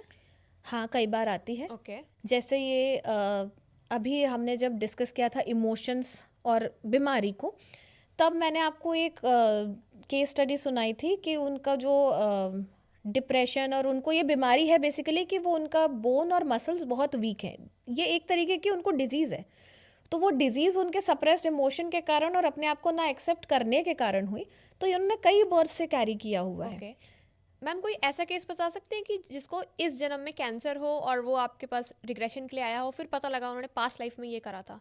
मैंने ना एक बहुत बड़े अभिनेता का पास्ट लाइफ देखा था जिनको कैंसर है, इस बर्थ में है, और वो ये कैंसर जो है ऐसा पहले तो मैं ये ज़रूर बताऊंगी डिस्क्लेमर के साथ में कि ऐसा हर किसी के साथ नहीं होता है कि अगर आपको कैंसर है तो वो कहीं पास बर्थ से ही आ रहा है। कई बार इस बर्थ के पास से भी, अभी आप जहाँ पर बैठे हो यहाँ से पहले का हर एक मोमेंट आपका पास्ट, तो कई बार वो इस बर्थ के पास से भी कुछ ऐसी चीज़ें हो गई जिसके कारण आपको ये हो गया। बट बेसिकली होगा इसीलिए क्योंकि आपने कुछ करा होगा। आपने कुछ करा होगा या कुछ सप्रेस किया होगा, है ना। आपने ये चीज़ नोटिस करी है कि सबसे ज़्यादा कैंसर के केसेस कहाँ से सुनने को मिलते हैं? बॉलीवुड इंडस्ट्री से बॉलीवुड इंडस्ट्री से बहुत मिलते हैं, है ना। तो ऐसे ही मैंने एक अभिनेता का पास्ट लाइफ देखा था, जो उनको कैंसर था और उनको लंग कैंसर था। लंग कैंसर मतलब हम इस एरिया को बेसिकली हार्ट चक्रा बोलते हैं। तो उनके पास्ट में जब देखा था तो ये देखा था कि उन्होंने कई बर्थ में फैमिली का अबेंडनमेंट देखा है। मतलब पैदा हो गए बट परिवार वाले उन पर ध्यान नहीं दे रहे हैं, इमोशनली वो बहुत वीक हैं, कोई सपोर्ट नहीं है। इस बर्थ में भी जब आए तो वो एक अच्छी मतलब वेल नोन फैमिली से ही बिलोंग करते हैं। उनके माता पिता भी एक्टर एक्ट्रेसेस ही रहे हैं। तो यहाँ पर भी आ तो गए लेकिन उसी सप्रेशन के साथ आए कि वो अपने बारे में एक्सप्रेस नहीं कर पाते कि उनको ये एक्टिंग फील्ड में आना नहीं था, बट फैमिली प्रेशर के कारण उन्हें आना पड़ गया। तो ये सप्रेशन और ये इमोशनली जो लोनलीनेस और अबेंडनमेंट उन्होंने फील किया ना, जिसके कारण उनको लंग कैंसर हुआ था। Okay now he is recovered, fully recover है वो उससे। ओके द मोमेंट आप अवेयरनेस में आ जाते हो ना, आप किसी भी बड़ी से बड़ी बीमारी को ठीक कर सकते हो, रिकवर हो सकते हो उससे। But you have to be aware कि आप क्या करके आए हो, यहाँ क्या करने आए हो और अभी तक क्या कर रहे हो। At least you should be aware of your patterns. So basically कोई भी सिचुएशन आप फेस कर रहे हो, अगर आपने उसको अवेयरनेस के साथ सोचा कि ये क्यों हो रहा है, मैंने कुछ करा होगा, तो अगर वो चीज़ को हमने फील कर लिया तो वो चीज़ सुधर सकती है। बिल्कुल। अब उन्होंने ये क्या किया था, उन्होंने जो अपने आप को सप्रेस किया, जो अपने आप को अपने माता पिता के सामने बोल नहीं पाए, एक्सप्रेस नहीं कर पाए, तो उन्होंने गलत चीज़ों को बेसिकली गलत आदतें अपने अंदर पाल ली और गलत रास्ते पर निकल गए। तो वो उनके कारण उनके माता पिता का जो मान सम्मान में हानि पहुंची, वो भी एक तरीके का उन पे प्रेशर था, इमोशनल प्रेशर था। ओके मैम, जैसे हम बीमारियों की बात करते हैं, आपने कहा कि वो रिकवर हो गए, लेकिन कुछ बच्चे होते हैं जो छोटी उम्र में ही मर जाते हैं, क्या वो भी पास्ट लाइफ के थ्रू ही आता है? देखो, मृत्यु ना हर सोल प्लान करके आती है। ओके चाहे वो बड़ी मतलब 70 से 80 साल की उम्र में मृत्यु हो, चाहे वो 3 से 4 साल की उम्र में मृत्यु हो, चाहे वो कुछ मंथ्स में मृत्यु हो, या 16 से 18 साल की उम्र में मृत्यु हो। ठीक है। अब कई तरीके की इसमें इक्वेशंस या सिचुएशंस बन सकती हैं। जैसे कई सोल ऐसा होता है कि पास्ट बर्थ में मान लो किसी ने सुसाइड कर लिया, तो वो उतना जो बर्थ ये आपने अपनी इच्छा से चूज़ किया, ठीक है, ये डिस्टाइन नहीं था, सिचुएशंस ऐसे बनी और आपने मरना चूज़ कर लिया उस समय पर। अब ऐसा होता है कई बार ना, हम उनके माता पिता को बोलने लगते हैं कि तुम्हारे ऐसे कर्म रहे होंगे जिसके कारण तुम्हारे बच्चे ने कर लिया। किसी के कर्म के कारण कोई कुछ नहीं करता, खुद के कर्म होते हैं। आपके खुद के कर्म होते हैं। ठीक है। तो अब किसी सोल ने सुसाइड कर लिया, मान लो उसका उस बर्थ में 80 साल का एक टाइम पीरियड जो उसको पूरा गुजारना था, मतलब 80 साल उसकी सोल जर्नी थी, 80 साल का उसका स्कूल था, लेकिन उसने 50 साल की उम्र में सोचा कि इससे ज़्यादा मुझे पढ़ाई नहीं करनी, एग्जिट कर लिया, तो उन्होंने सुसाइड कर लिया। तो वो जो बाकी बचे साल वो पूरा करने वो आएंगे। अब उनकी 30 साल की उम्र में मृत्यु हो गई। तो ऐसा होता है, और कई बार ये रीडिंग में भी आया है कि किसी बच्चे ने सुसाइड कर लिया था पास्ट बर्थ में, और इस बर्थ में उसने 30 से 32 साल की उम्र में उनकी अचानक हार्ट अटैक से डेथ हो जाती है या एक्सीडेंटल डेथ हो जाती है। इट मीन्स कि वो जो बचे हुए बाकी साल थे ना पास्ट बर्थ के, वो अपना टाइम पूरा करने यहाँ पर सोल आई, फिर और जब टाइम पूरा हो गया तो उन्होंने अपना एग्जिट प्लान कर लिया। ओके ठीक है। सो मैम, अभी एक चीज़ बहुत अच्छे से समझ आ गई है कि आप जो करोगे आपको वही मिलेगा। मैं आपसे पूछना चाहती हूँ कि अगर किसी ने पिछले जन्म में कुछ बुरा करा है, तो इस जन्म में अगर वो बुरी चीज़ें फेस कर रहा है, तो अपने बुरे कर्मों को कोई नष्ट कैसे कर सकता है? अपने बुरे कर्मों को कोई नष्ट नहीं कर सकता, आप इसको ट्रांसफॉर्म कर सकते हो। ओके नष्ट नहीं कर सकते, काट नहीं सकते ना। ऐसा होता है कि आपको आपका एग्जामिनर ना, जो मतलब जो हमारे जो यूनिवर्स के जो क्रिएटर हैं, वो आपको ये बोल दे कि बेटा ये लो चिट्ठा ले लो और पढ़ लो और पास हो जाना। ऐसा नहीं होता। आप सीखोगे, उसी अग्नि में आप तपोगे, और उसके बाद ही आप अपने कर्मों से ट्रांसफॉर्म होंगे। 3 तरीके बताती हूँ मैं आपको अपने कर्म को ट्रांसफॉर्म करने के। सबसे पहले तो आप अवेयर हो जाओ। जैसे मान लो कि आपको बहुत गुस्सा आता है ना, अपना एग्जांपल लेती हूँ कि मुझे बचपन से बहुत गुस्सा आता था, ठीक है। अब मैं अगर अपने गुस्से के कारण किसी ना किसी को दोष देने लग जाऊं कि अनुषा तुम्हारे कारण मुझे गुस्सा आता है, या मेरी मम्मी के कारण मुझे गुस्सा आता है, या मेरे पिताजी के कारण गुस्सा आता है, it means I am unaware. मैं अपने पैटर्न्स को मान नहीं रही हूँ, मैं ना एस्केप ढूंढ रही हूँ उसका कि ये तुम इसकी वजह हो, मैं थोड़ी ऐसी हूँ, मैं तो बहुत अच्छी हूँ। तो जब तक मैं अवेयर नहीं होती ना, तब तक मैं अपने ये गुस्से का पैटर्न हटा नहीं पाऊंगी। और ये गुस्सा भी मैं अपने पास्ट बर्थ के किसी ना किसी रीज़न के कारण ही लेकर आई हूँगी, किसी ना किसी इवेंट के कारण लेकर आई हूँगी। तो जब मैं अवेयर हो गई, मैंने मान लिया कि हाँ मुझे गुस्सा आता है और मुझे इस पे काम करना है, तब मैं अपने कर्म को ट्रांसफॉर्म करूँगी। पहला तरीका इज़ अवेयरनेस। दूसरा तरीका कि आपकी लाइफ में जो पैटर्न है ना, रिपीटिंग पैटर्न्स, पहले तो समझो कि रिपीटिंग पैटर्न्स क्यों हैं और आपको क्या सिखाना चाहते हैं वो। मान लीजिए रिलेशनशिप में, फाइनेंशियली आप एक ही एक पैटर्न पर आ रहे हो, तो रुक के एक बार सोचो कि आपको सिखाना क्या चाहते हैं।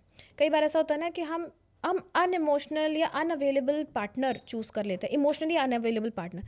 एक पार्टनर चूज़ कर लिया, दूसरा चूज़ कर लिया, तीसरा चूज़ कर लिया, चलता जा रहा है ये सर्कल। तो हम उस लूप में तब तक हैं जब तक हम उससे सीख नहीं रहे कि ये पैटर्न हमें क्या सिखा रहा है। एक बार रुक के आप देखोगे तो आपको समझ आएगा कि आपको अपने ऊपर मतलब इमोशनली सेल्फ इंडिपेंडेंट होना सीखना है यहाँ पर। और जैसे ही आप सीख लोगे ये पैटर्न ट्रांसफॉर्म हो जाएगा, मतलब past life, past Karma transform हो गया। तीसरा चीज़ होता है कि आपको जिस जगह पर सबसे ज़्यादा परेशानी है ना आपके लाइफ के जिस एरिया में, रिवर्स एक्शन करो। जैसे मान लो मुझे फाइनेंशियल परेशानी है मेरी लाइफ में, मैं बहुत स्ट्रगल कर रही हूँ फाइनेंस को लेकर, तो मैं फाइनेंस के थ्रू किसी की सेवा करना स्टार्ट करूँ। अगर मैं बीमार हूँ तो किसी बीमार की सेवा करना स्टार्ट करूँ। मेरी शादी नहीं हो रही है, मैं किसी की शादी में योगदान करूँ, रिवर्स एक्शन पे काम करूँ। अगर आप चुप होकर बैठ जाओगे ना कि ऐसा ही है मेरा लाइफ, तो ऐसे ही चलने वाला है, कुछ नहीं बदलने वाला। या फिर कि मेरे साथ बुरा हो रहा है तो इसके साथ भी बुरा ही हो जाए। हाँ, तो और बुरे पे चले जाओगे आप, और गर्त में गिरोगे। अवेयर हो जाओ, अपने पैटर्न्स को समझो, उसको सीखो। अगर किसी को नहीं समझ आ रहा है, अपने एक डायरी बनाओ, उस पर लिखो कि ये इंसिडेंट्स मेरे साथ बार बार होते हैं। और अगर नहीं तो फिर किसी की हेल्प लो जो आपको गाइड कर पाए कि ये पैटर्न्स है और इस तरीके से ब्रेक होंगे। मैम नाम जप या फिर मंत्रास कितना हेल्प करते हैं इस चीज़ को काटने में? बहुत हेल्प करते हैं अगर आप अवेयरनेस के साथ कर रहे हो तो। कई लोग पता है क्या करते हैं, ऐसे कई लोग देखे हैं मैंने जो जैसे बोलते हैं ना, बगल में मुंह में राम बगल में छुरा, है ना। तो कई लोग इस तरीके के होते हैं कि आप सब कुछ, सारी हरकतें कर रहे हो, सब कर रहे हो, आपके घर के लोग आपके कारण परेशान है, आप बाहर के लोग आपके कारण परेशान है ना, घर में वाइफ है या हस्बैंड है वो दुखी है, माता पिता परेशान है, लेकिन हम नाम जप कर रहे हैं। इससे कुछ नहीं होने वाला। आपको ये जो बॉडी जिसको आप दिखा रहे हो ना लोगों को, ये यही छोड़कर चले जाओगे, आत्मा को लेकर जाओगे, और वहाँ पर कोई पर्दा नहीं होगा। वहाँ पर आपको अपने आप को मिरर में देखना ही पड़ेगा। तो अगर आपको नाम जप करना है या अगर आप चाहते हैं कि हम यहाँ से अपनी जर्नी ठीक करें, तो कम से कम अपनी नज़रों में सच बोलो। ठीक है। हाँ, सो बेसिकली भाव इम्पोर्टेंट है। अगर आपने भाव बहुत इम्पोर्टेंट है। चेंजेस के साथ अगर आप नाम जप करें तो वो डबल इफेक्ट करेगा। अदरवाइज इफ कोई चेंजेस ही आप नहीं ला रहे हो तो नाम जप भी कोई फायदा नहीं करने वाला है। कोई फायदा नहीं करने वाला। ओके, ठीक है। बल्कि आप अपने कर्सेस बढ़ा ही रहे हो, क्योंकि आप दिखा कुछ और रहे हो और आप हो कुछ और। मास्क पहन लिए ना आपने। राइट। ओके मैम, एक सवाल मैं और जानना चाहती हूँ कि जब आप किसी का पास्ट लाइफ करते हैं, सो वो इंसान आपके सामने होता है, देन आपको उसको मेडिटेशन के थ्रू या फिर जो भी आपकी प्रोसेस होती है पास्ट लाइफ दिखाते हैं। क्या आप किसी की फ़ोटो से किसी का पास्ट लाइफ देख सकते हैं? देखो, फोटो में ना एक्टिव एनर्जीज नहीं होती, फोटो का एक्टिव ऑरा नहीं होता है। और किसी का पास्ट लाइफ करने के लिए ज़रूरी है कि वो व्यक्ति आपके सामने रहे, क्योंकि बेसिकली हम उसकी एनर्जी रीड करते हैं। फोटो में ऐसा कोई एनर्जी होता नहीं है, ठीक है। ऐसा ज़रूर हो सकता है कि अगर मैं किसी मदर की रीडिंग कर रही हूँ और उनके बच्चे के बारे में मुझे जानना है, तो मैंने उनको बोला, क्योंकि वो सोल कनेक्टेड है ना, मदर की वूम से आपका बच्चा आया, तो मैंने उसकी फ़ोटो के थ्रू कनेक्ट करने की कोशिश की। बट ऐसे ही अगर कोई मुझे आकर बोले कि ये फ़ोटो है, इसका पास्ट बता दो, तो मैं तो सीधे मना करूँगी कि ऐसा नहीं होगा। वो व्यक्ति जो सामने बैठा है, पास्ट उसी का देखा जाएगा। ओके, ठीक है। सो क्या वीडियो कॉल के थ्रू भी कोई पास्ट लाइफ देखा जा सकता है? हाँ बिल्कुल, ऑनलाइन कंसल्टेशन ही लेते हैं हम। जब लेते हैं तो ऑनलाइन ही कंसल्टेशन लेते हैं। ओके, सो वो पॉसिबल है लेकिन फ़ोटो के साथ? हाँ, क्योंकि आप एनर्जी से कनेक्ट कर रहे हो। ठीक है। एनर्जी से आप कहीं भी कनेक्ट कर सकते हो। ओके, ठीक है। सो मैम, आपने अपने एक एक्सपीरियंस के बारे में बताया था कि आपने अश्वत्थामा जी से कनेक्ट करा था, या फिर कोई कनेक्शन है, कोई एक्सपीरियंस है आपके पास, मैं उसके बारे में जानना चाहती हूँ।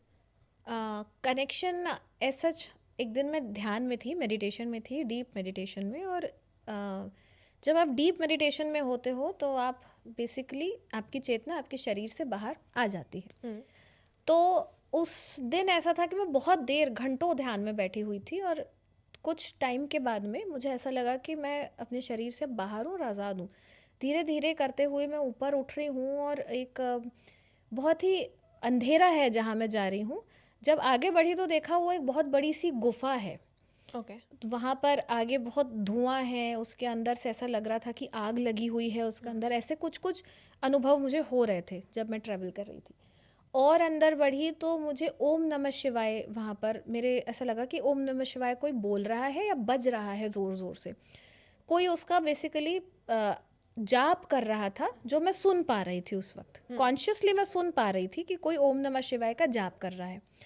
और अंदर बढ़ी तो मैं क्या देखती हूँ कि उस गुफा के अंदर अग्नि लगी हुई है, बेसिकली आग, मतलब हवन जैसा आप कुछ बोल सकते हैं, हवन कुंड जैसा कुछ है। और बहुत ही विशालकाय कोई व्यक्ति वहाँ पर बैठे हुए हैं जिनके माथे से खून निकल रहा है और वही ओम नमः शिवाय का जाप कर रहे थे।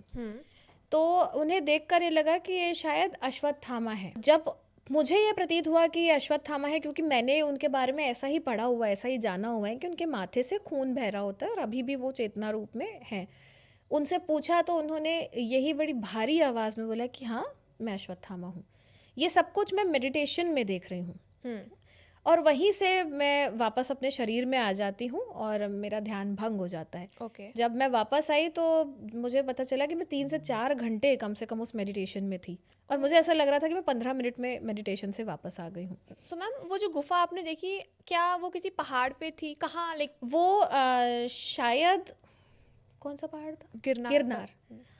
शायद मुझे ऐसा लगता है कि वो गिरनार का कोई गिरनार पहाड़ ऐसा कुछ नाम सा उसमें लग रहा था कि ऐसा कुछ है। और वहाँ पर गुफा बनी हुई है और एक नहीं कई गुफाएं ऐसी बनी हुई हैं, लेकिन उनमें से एक गुफा में अश्वत्थामा थे।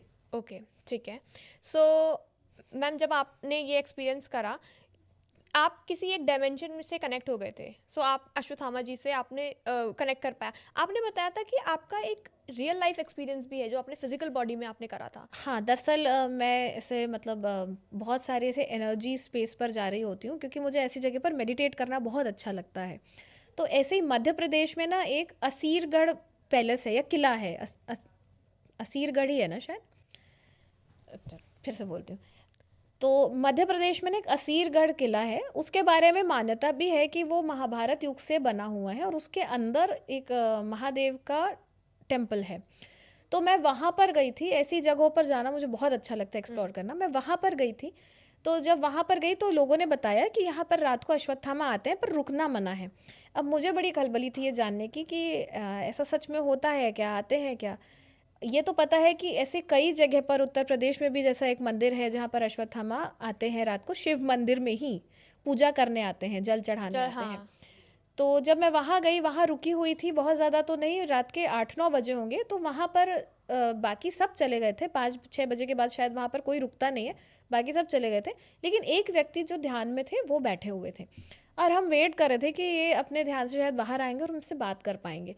तो वो भी, क्योंकि ये पता था कि ये भी यहाँ पर रुकेंगे नहीं, तो तकरीबन 9 से 10 बजे के बीच का टाइम होगा और वो ध्यान से उठते हैं और वो वहाँ से जो आसन पर बैठे हुए थे वो पैक करने की तैयारी कर रहे थे, उसको लपेट रहे थे। उनसे जाकर हमने बात की, तब उन्होंने बताया कि ये सत्य है कि वहाँ पर रोज़ सुबह 4 से 4:30 के बीच में अश्वत्थामा जी आते हैं और वो महादेव की वहाँ पर पूजा आराधना करते हैं, जल चढ़ाते हैं बाकायदा। हर सुबह जब मंदिर खुलता है तो पुजारी को शिवलिंग पे फूल चढ़े हुए मिलते हैं और इस वजह से वहाँ पर रात्रि को किसी का भी रुकना अलाउड नहीं है। जिनसे आप बात कर रहे थे उन्होंने बताया कि उन्होंने खुद देखे हैं? उन्होंने भी चेतना रूप में देखे हैं, फिजिकली नहीं देख सकते। ओके। वो वैसे भी वो जब आते हैं तो वो भेष बदल कर आते हैं। ये उन्होंने मुझे बताया कि वो भेष बदल कर आते हैं, वो उसी रूप में नहीं आएंगे, वो किसी और रूप को धारण करके आते हैं, लेकिन आते ज़रूर हैं। और इसी के साथ में उन्होंने ही मुझे बताया था कि उत्तर प्रदेश में भी ऐसा एक मंदिर है जहाँ बोलते हैं कि अश्वत्थामा को कई बार महसूस किया गया है। सो मैम आपने आज पास्ट लाइफ के बहुत सारे राज खोले हैं, अपने एक्सपीरियंसेस बताए हैं, केसेस, मुझे जो आपने बर्थ मार्क के केसेस बताए काफ़ी इंटरेस्टिंग लगे, क्योंकि ये होता है पास। और इवन मैंने आपके साथ जब पॉडकास्ट करा था तो मेरी एक दी भी मेरे पास आई थी, वो पूछने आई थी कि उसकी बेटी के बॉडी पर कोई पास्ट लाइफ का मतलब कोई निशान है, वो Scar कहती थी है। कि ये पक्का पास्ट लाइफ से आएगा। तो मैंने बोला था कि हाँ हो सकता है। सो आज मैम अपने जो एक्सपीरियंसेस बताए हैं, सेलिब्रिटीज़ की पास्ट लाइफ खोली है, काफ़ी इंटरेस्टिंग लगी, स्पेशली मुझे बहुत इंटरेस्टिंग लगी, and I am sure audience को पसंद आई होगी। सो आप कमेंट सेक्शन में ज़रूर बताना ये पॉडकास्ट कैसा लगा, and thank you ma'am podcast में आने के लिए, टाइम निकालने के लिए। Thank you so much Anusha. And हम दोबारा से पॉडकास्ट करेंगे और हम और राज खोलेंगे जिसमें हम और डिटेल में बात करेंगे आकाशिक रिकॉर्ड्स के बारे में। बिल्कुल। Thank you.